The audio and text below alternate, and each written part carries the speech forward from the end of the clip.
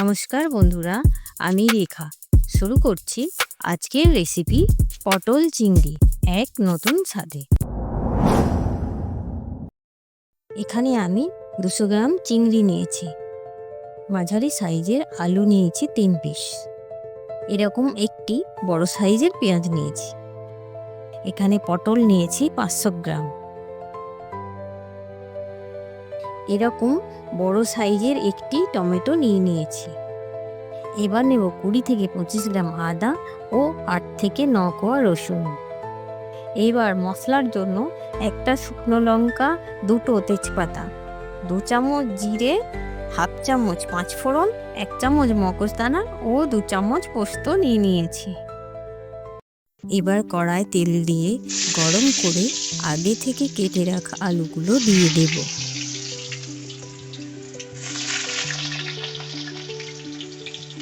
এরপর সামান্য হলুদ দিয়ে ভালো করে নেড়ে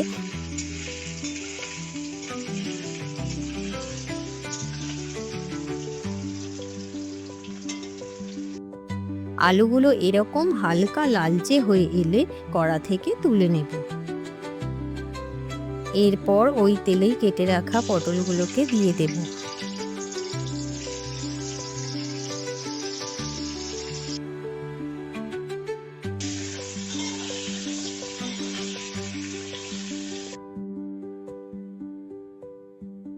এবার অল্প পরিমাণ হলুদ ও নুন দিয়ে ভালো করে ভেজে তুলে নেব।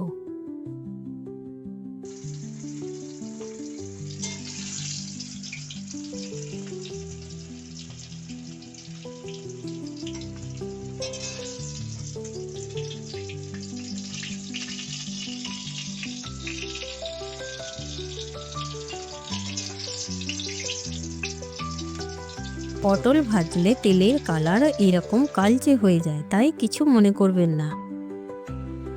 এবার চিংড়ি মাছগুলোকে তেলের মধ্যে দিয়ে 2 দিক উল্টে পাল্টে ভালো করে ভেজে নেব।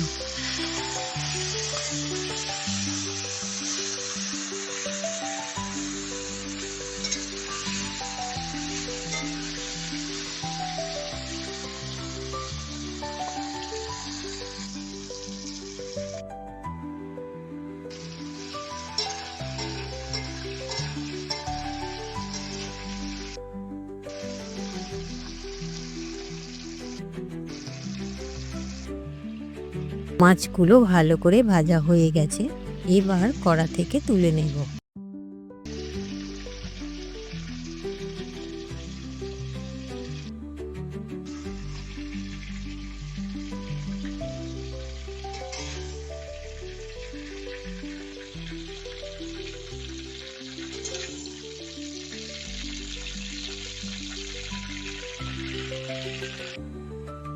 ফোড়নের জন্য 5 ফোড়ন, তেজপাতা ও শুকনো লঙ্কা দিয়ে কেটে রাখা পেঁয়াজগুলো দিয়ে দেব। এরপর অল্প নুন দিয়ে ভালো করে ভাজার পর পেস্ট করে রাখা আদা ও রসুন বাটা দিয়ে ভালো করে নাড়তে হবে।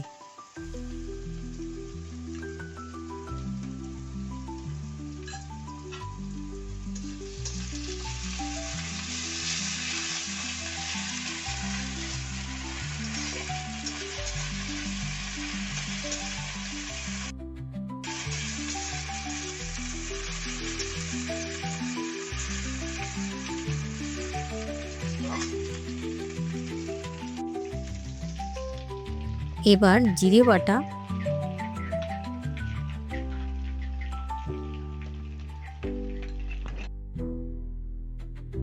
1 চামচ লঙ্কা,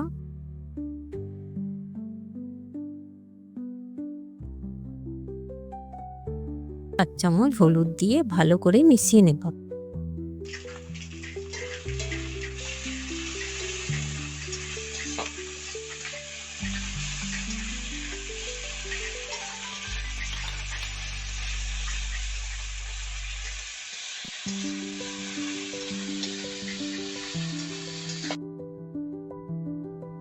এরপর পেস্ট করে রাখা টমেটো দিয়ে 2 থেকে 3 মিনিট ভালো করে নাড়তে হবে।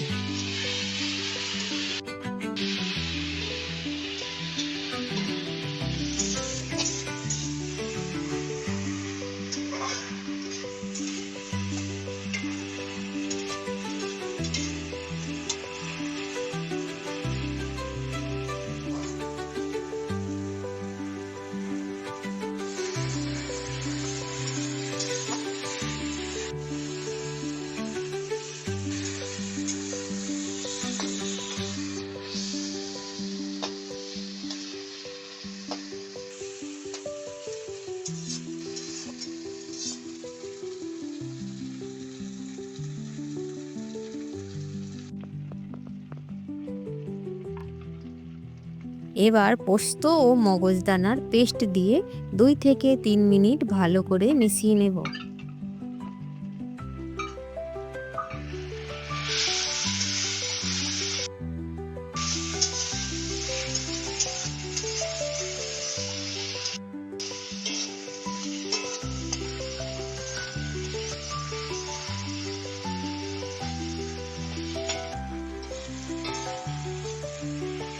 এরপর একটু একটু জল দিয়ে নাড়তে হবে যাতে কড়ায় না লেগে যায়।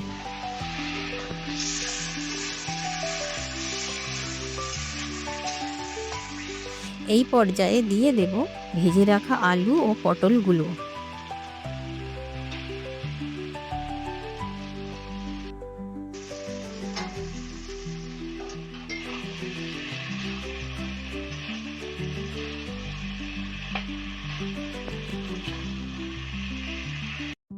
এবার চিংড়ি মাছগুলো দিয়ে 2 থেকে 3 মিনিট ভালো করে নাড়তে হবে।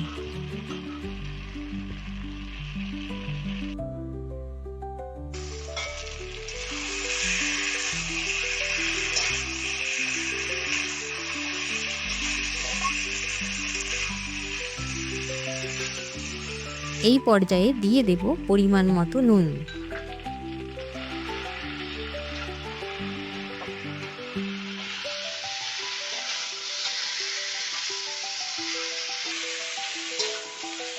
এইভাবে 2 থেকে 3 মিনিট নাড়ার পর একটু একটু জল দিয়ে নাড়তে হবে।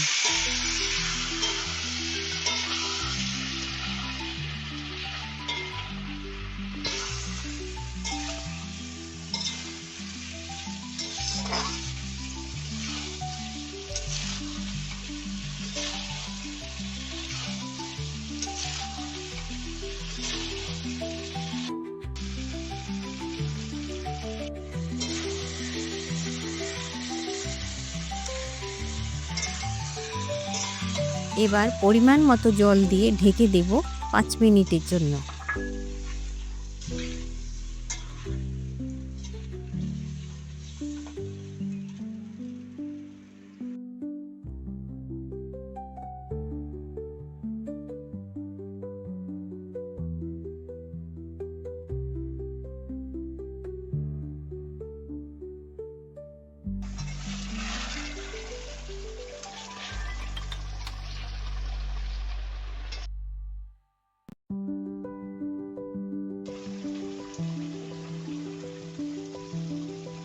এই পর্যায়ে গরম মশলা বাটা দিয়ে ভালো করে মিশিয়ে গ্যাসের ফ্লেমটা অফ করে ঢাকনা দিয়ে ঢেকে দেব 10 মিনিটের জন্য, যাতে গরম মশলার ফ্লেভারটা পুরোপুরি মিশে যায়।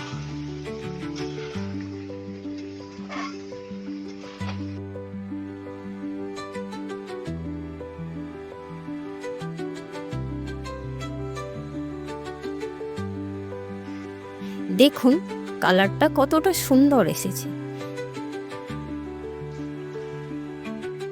এবার একদম তৈরি আমাদের সবার প্রিয় পটল চিংড়ি।